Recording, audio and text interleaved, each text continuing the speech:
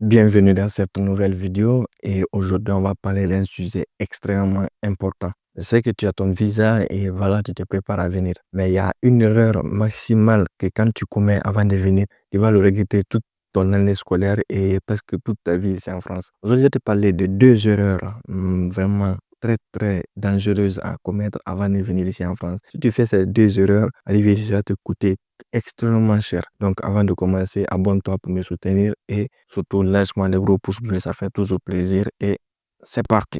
Donc, pour commencer, on va directement rentrer dans le vif du sujet. La première erreur ici à commettre, c'est de ne pas s'améliorer en informatique avant de venir. Donc, ça, c'est typiquement l'erreur que tous les étudiants africains qui viennent ici commettent. Donc, que tu sois en informatique, que tu sois en géographie, en droit, en sciences pour l'ingénieur, ou par exemple en biologie, tu dois t'améliorer en informatique. Parce qu'arriver ici, tout se passe en informatique. Ça se passe par l'ordinateur, ça se passe par sur des sites, ça se passe par des applications, par des logiciels. Donc, améliore-toi. Si tu sais que dans ton domaine, par exemple, tu fais biologie, tu seras amené à faire des comptes rendus.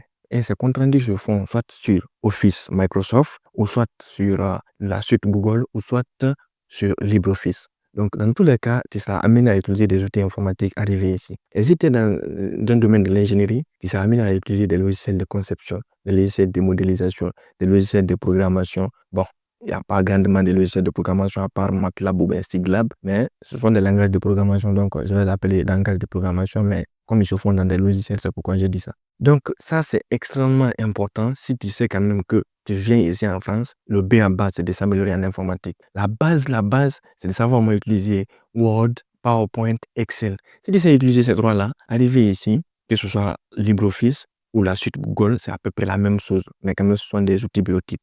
Donc, améliore-toi en tout ce qui est outils biotiques, ça va extrêmement t'aider. Donc, ça, c'est un point à ne vraiment pas négliger et surtout, c'est un point vraiment important. Et je continue toujours sur ce point. Améliore-toi aussi sur tout ce qui est clavier. Certes, à utiliser bien le clavier, à t'améliorer dans les touches dans le temps de frappe. Améliore-toi, il y a notamment des applications comme TapTouche qui te permettent de t'améliorer grandement dans ça. Et surtout, même l'erreur la plus bizarre, c'est que certains étudiants n'ont même pas d'ordinateur. Et ça, c'est vraiment dommage. Parce qu'arriver ici, tu vas te mordre les doigts. Parce que quand tu vas voir les petits blancs aller très rapidement, ou tes amis aller rapidement, tu es là, ébahi. Tu penses que vraiment ils sont plus rapides que toi, ou bien ils connaissent mieux que toi. Alors que c'est pas ça. C'est toi le problème. Donc, le premier point, c'est très important. Améliore-toi en informatique avant de venir. Donc, si tu fais ça, vraiment, je t'assure, tu vas vraiment pas le regretter. Et surtout, si tu n'as pas d'ordinateur, achète un ordinateur avant de venir. Prends des cours de renforcement, améliore-toi. Et si tu es en sciences pour l'ingénieur, apprends des tutos pour apprendre des logiciels de conception. Et notamment, personnellement, moi, j'ai fait beaucoup de tutos sur mes différentes chaînes, à part la chaîne là, bien sûr. C'est pas ma seule chaîne. Donc, j'ai plusieurs chaînes où je partage vraiment mon expérience et mes compétences en CAO, notamment pour ceux qui sont dans le domaine de l'industrie mécanique ou bien du génie industriel, ou voire même du génie électrique, même du génie civil, ça peut vraiment beaucoup vous aider. Donc, et quand même, si c'est de la mécatronique, ça peut vraiment vous aider à comprendre comment les logiciels de conception marchent et à vous améliorer. Donc, je partage vraiment des tutos sur ça, télécharger les logiciels, les utiliser, comment vraiment apprendre et comprendre. Ça peut être assez intéressant. Donc, le lien de la biographie, tu peux totalement aller cliquer dessus.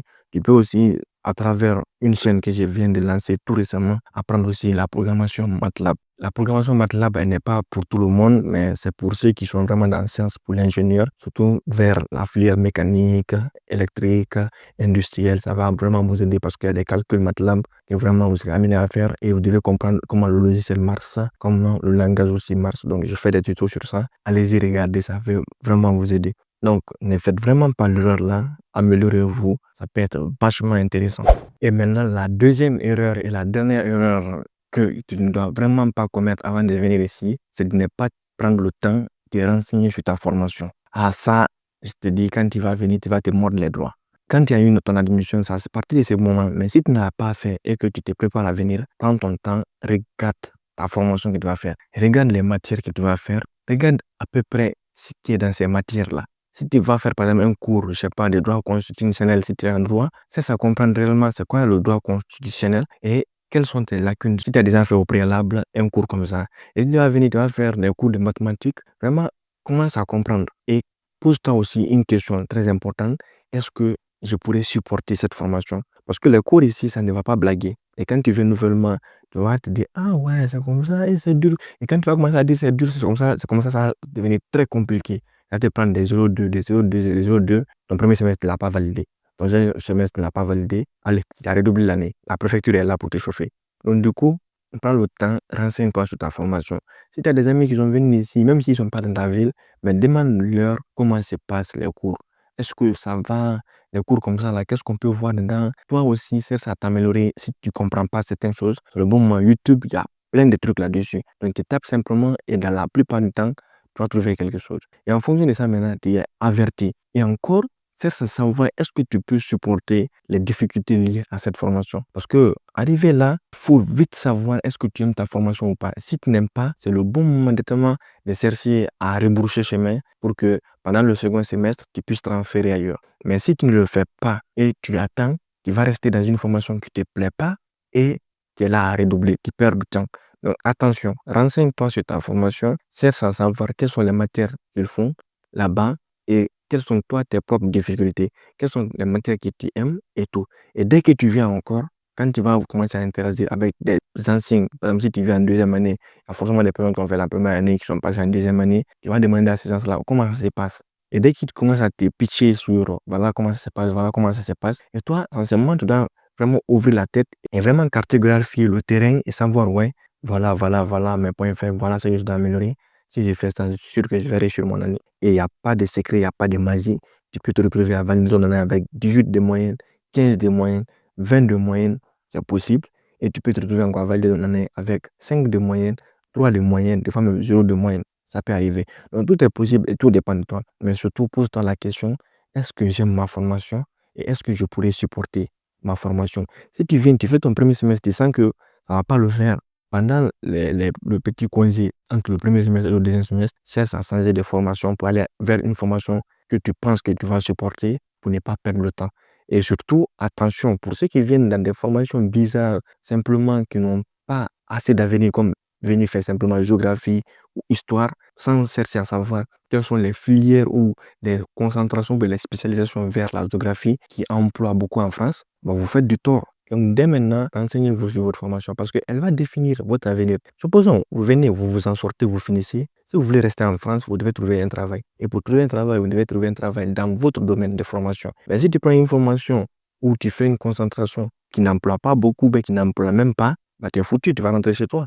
Donc, pense dès maintenant à ta formation et aux éventuels débouchés qui peuvent vraiment te permettre d'avoir la chance de pouvoir vraiment avoir un job à la fin. Et quand tu viens, tu vois que vraiment ta formation elle est dure, tu ne comprends pas, pour ne pas perdre du temps pour rien, oriente-toi vers une formation plus simple, mais qui peut toujours donner un fort taux d'employabilité. Mais il ne faut pas prendre une formation simplement pour prendre son risque de le regretter. Et surtout, je donne ce conseil à tous ceux qui font économie. Ne venez pas faire économie simplement. Actuellement, l'économie numérique est un vraiment secteur qui est en expansion et qui emploie, orientez-vous vers des trucs pareils ou des filières de l'économie vraiment qui emploient beaucoup. Sinon, si vous venez simplement faire de l'économie gestion, simplement, moi, quand même, je ne vous donne pas cher de votre point. Et dans la plupart des cas, vous allez vous retrouver soit à faire un doctorat ou soit j'ai plutôt pas de travail au QTF et tu rentres chez toi. Donc, c'est très important, établir déjà ces points-là, c'est de savoir ta filière, est-ce qu'elle emploie beaucoup ou pas. Et en fonction de ça, tu peux regarder sur Google, YouTube, tu peux trouver des réponses à ta question-là. Personnellement, moi, je ne sais pas pour toutes les filières, mais il y a beaucoup de tutos sur des filières qui emploient beaucoup en France et des filières qui n'emploient vraiment pas du tout en France. Et si tu es dans des filières qui n'emploient vraiment pas du tout en France, va dès maintenant, cherche à changer de filière dès ton arrivée. Donc voilà pour moi les 2 erreurs maximales à ne vraiment pas faire avant d'arriver ici en France. Si tu fais ces erreurs et tu arrives ici, tu vas te mordre les doigts et tu vas commencer à regretter. Donc voilà un peu mon conseil de grand frère, pas par âge, mais par expérience. Donc voilà un peu mon conseil de grand frère. J'espère que même la vidéo t'a plu, elle t'a surtout aidé. Si c'est le cas, l'espace commentaire est là, fais-le moi savoir. Des gros pouces bleus, des j'aime, ça fait toujours plaisir. Et surtout, abonne-toi et partage la vidéo à tes amis aussi qui sont venus ici en France. Et sur ce, moi je vais te dire à très très bientôt pour une autre vidéo. Et surtout, bonne arrivée à toi si tu es déjà arrivé. Et si tu viens, bon voyage à toi.